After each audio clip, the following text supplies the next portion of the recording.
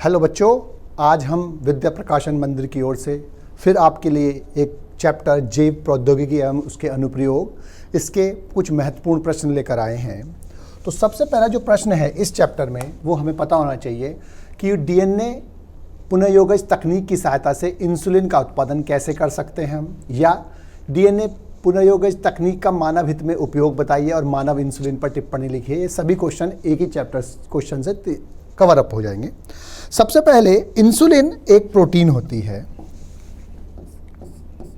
Insulin एक protein है और जो ये प्रोटीनियस हार्मोन होता है। और इंसुलिन का जो काम होता है वो ब्लड शुगर का जो लेवल होता है उसको कम करना होता है, डिक्रीज करना होता है। ये दो तरीके से काम करता है कि एक तो सेल की परमिबिलिटी को बढ़ाता है, पारगम्यता को बढ़ाता है ग्लूकोज के लिए, और ग्लूकोज का जो यूज होता है उसको बढ़ाता है, प्लस जो एक्स्ट्रा ग्लूकोज होता है उसको ग्लाइकोजन के रूप में लीवर में और कुछ मसल्स में स्टोर करने में हेल्प करता है। इससे हम जो डाइजेशन के बाद शुगर बनती है, ग्लूकोज बनता है, उसका लेवल कम हो जाता है। लेकिन जो डायबिटीज़ में पेशेंट्स होते हैं, डायबिटिक पेशेंट होते हैं जिनमें डायबिटीज़ हो जाती है, मधुमेह बोलते हैं इसको हिंदी में, तो उनमें इंसुलिन का निर्माण कम होता है या नहीं हो पा रहा होता है, जिसकी वजह से शुगर लेवल घट नहीं पाता और खाना खाने के बाद शुगर का लेवल अचानक बढ़ जाता है। इसी डिजीज़ को हम डायबिटीज़ मेलिटस यानी कि मधुमेह कहते हैं। और इसके ट्रीटमेंट में व्यक्ति को इंसुलिन भी लेना पड़ सकता है। जब डिजीज़ अधिक हो जाती है तो वो कंट्रोल नहीं हो पाती, तो उसको कंट्रोल करने के लिए, ब्लड शुगर लेवल को चेक करने के लिए, कंट्रोल करने के लिए इंसुलिन लिया जाता है। अब जो इंसुलिन होता है वो दो पॉलीपेप्टाइड चेन्स का बना होता है। उसमें दो पॉलीपेप्टाइड श्रृंखला होती हैं और उसमें एक होती है ए चैन, ए श्रृंखला, और दूसरी होती है बी चैन यानी कि बी श्रृंखला, जो आपस में डाइसल्फाइड बॉन्ड से जुड़ी होती है, एसएस बॉन्ड से जुड़ी होती हैं। ए श्रृंखला 21 अमीनो अम्लों से बना होता है,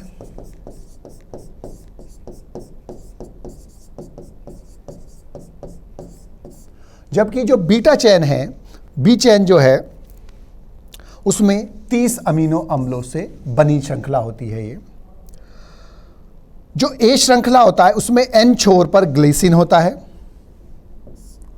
इसका जो एन टर्मिनल होता है और जो सी टर्मिनल होता है, तो एन चंपर पर ग्लाइसिन होता है और जबकि एक सी छोर होता है। बी श्रृंखला में एन छोर पर फिनाइल एनिलिन होता है, इस पर फिनाइल एनिलिन होता है और सी छोर पर एलेनिन प्रेजेंट होता है। ए श्रृंखला की 7वीं और 20वीं स्थिति पर, यानी कि 7वीं और 20वीं पोजीशन पर, 7वीं पोजीशन और 20वीं पोजीशन पर, तथा बीटा चैन की 7वीं और 19वीं पोजीशन पर सिस्टीन अमीनो अम्लों के बीच स्थित होते हैं और ये तीसरा डाइसल्फाइड बॉन्ड यहां पर बनता है।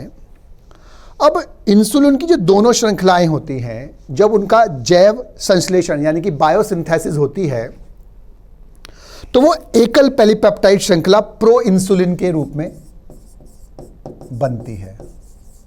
प्रो हार्मोन बोलते हैं, प्रो इंसुलिन होती है ये, जिसमें बीटा श्रृंखला में 30 की जगह 33 अमीनो अम्ल होते हैं। जो नॉर्मल में 30 होते हैं, यहां पर इसमें 33 अमीनो अम्ल होते हैं। और प्रो इंसुलिन का संश्लेषण क्रोमोसोम संख्या 11 की जो छोटी भुजा होती है उस पर स्थित जीन के कारण होता है। अब इसके जो एक्स्ट्रा स्ट्रेच होता है उसको हम सी पेप्टाइड बोलते हैं, और बाद में इस सी पेप्टाइड को अलग कर दिया जाता है और दोनों श्रृंखलाओं को जोड़कर एक नई मॉलिक्यूल बनता है, एक नई इंसुलिन का अणु बनता है। अब वयस्कों में जब इंसुलिन की कमी हो जाती है तो उनको बाहर से इंसुलिन देनी जाती है, तो मानव सहित सभी जो मैमल्स होते हैं, स्तनधारी होते हैं, उसमें प्रो हार्मोन बनता है, उसमें सी पेप्टाइड जो बनता है, और उस प्रोसेसिंग के दौरान इस सी पेप्टाइड को हटा दिया जाता है और जोड़कर एक नया अणु बनाया जाता है जिसे इंसुलिन बोलते हैं। पुनर्योजक डीएनए तकनीक का प्रयोग करते हुए इंसुलिन को बनाने में सबसे बड़ी चुनौती यह थी कि इंसुलिन को एकत्रित कर उसको परिपक्व रूप में बनाना सबसे बड़ी चुनौती थी। इसके लिए 1983 में एली लिली एक अमेरिकन कंपनी थी, एली लिली, उसने 2 डीएनए के अनुक्रम तैयार करे। डीएनए के 2 अनुक्रम तैयार करे। ये डीएनए का अनुक्रम है 2, और ये श्रृंखला ए बनाता था और ये श्रृंखला बी बनाते थे। यानी कि 2 डीएनए की अनुक्रम सीक्वेंस तैयार करी, जो एक श्रृंखला ए बनाता था और दूसरा श्रृंखला बी बनाता था। यानी कि एक डीएनए श्रृंखला ए बनाता था, एक डीएनए श्रृंखला बी बनाता था, और इसे ई कोलाई के प्लाज्मिड में प्रवेश कराया जाता था डीएनए को। और जब ये डीएनए प्लाज्मिड में प्रवेश करा दिया गया तो इन्होंने कल्चर मीडियम, अब इन्होंने क्या काम करा कि जब ये डीएनए बन गया तो ये वाला डीएनए एक प्लाज्मिड में डाला और ये वाला डीएनए दूसरे प्लाज्मिड में डाला। इस प्लाज्मिड को बैक्टीरिया में डाला और इस प्लाज्मिड को भी बैक्टीरिया में डाला, और जब माध्यम में इसने श्रृंखला ए बनाई, इसने श्रृंखला बी बनाई, और बाद में इन दोनों श्रृंखला को जोड़कर इंसुलिन का निर्माण कर लिया गया। तो इस प्रकार से रिकॉम्बिनेंट डीएनए टेक्नोलॉजी या जेनेटिक इंजीनियरिंग की सहायता से इंसुलिन का निर्माण किया गया। इंसुलिन के निर्माण में क्या काम करा गया कि जो डीएनए का एक अनुक्रम बनाया गया जो श्रृंखला ए बनाता था इंसुलिन की, एक दूसरा डीएनए बनाया गया जो श्रृंखला बी बनाता था। दोनों को अलग अलग प्लाज्मिड में ट्रांसफ़र किया और प्लाज्मिड को बैक्टीरिया में ट्रांसफ़र किया। बैक्टीरिया जब कल्चर में संवर्धन माध्यम में होता तो वहाँ पर वो श्रृंखला ए वाला ए बनाता है, बी वाला बी बनाता है। बाद में दोनों को निकाल कर सेपरेट करके दोनों को जोड़कर डाइसल्फाइड बॉन्ड से जोड़कर एक इंसुलिन बना ली जाती है, और इसी इंसुलिन को ह्यूमेलिन नाम दिया गया। ह्यूमेलिन।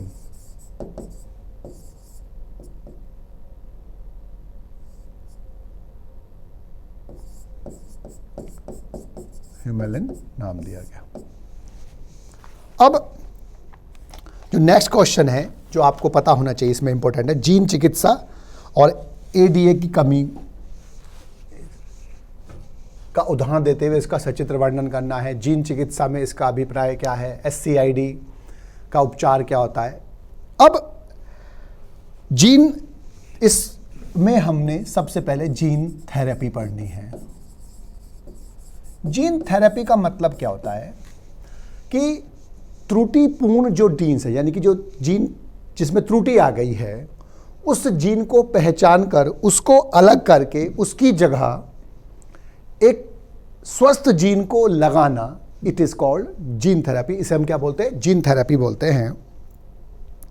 तो यानी कि दोषपूर्ण जीन को स्वस्थ एवं क्रियाशील जीन से बदलना, या उसकी जगह पर दोषपूर्ण जीन की जगह पर स्वस्थ एवं क्रियाशील जीन को स्थापित करना जीन थेरेपी कहलाता है।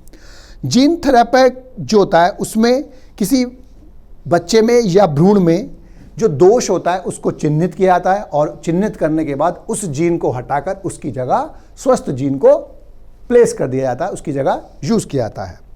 सबसे पहला जो प्रयोग था वो 1990 में किया गया। एक 4 वर्षीय लड़की में किया गया, जिसमें जो डिजीज़ थी वो थी एडीए। इसका नाम होता है एडिनोसिन डी एमिनेज, जो होता है उसकी कमी को दूर करने के लिए किया गया था। ये एंजाइम जो होता है ये प्रतिरक्षा तंत्र में यूज होता है,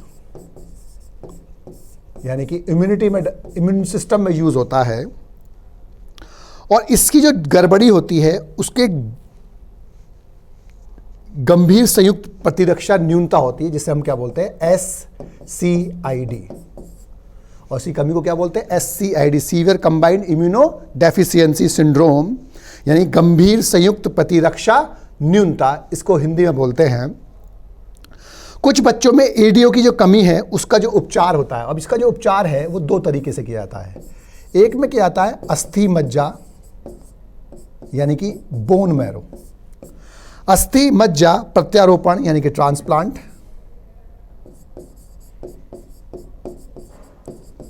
रोपण तरीके से किया जाता है। तो सबसे पहले इसमें क्या काम करते हैं कि जो रोगी है उस रोगी से लसीकाणु यानी कि लिम्फोसाइट्स को निकाला जाता है रोगी के अस्थि मज्जा से और उसका संवर्धन किया जाता है, कल्चर किया जाता है।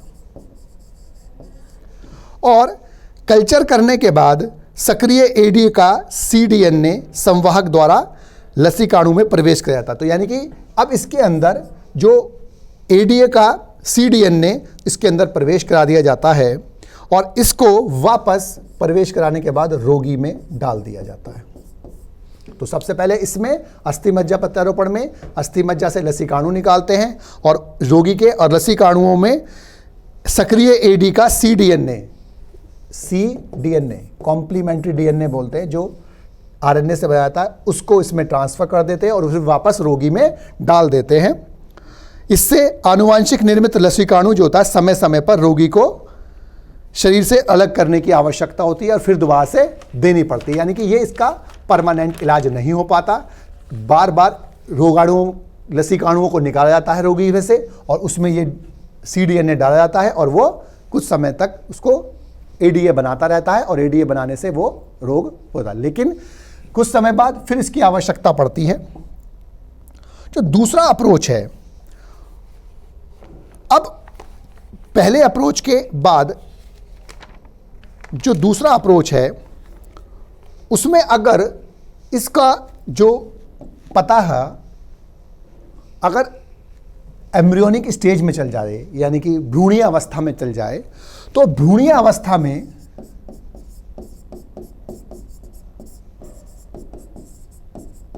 स्वस्थ एडीए जीन जो होती है वो अगर उसके अंदर डाल दिए जाए, भ्रूणीय अवस्था में जो भ्रूणीय कोशिकाएं हैं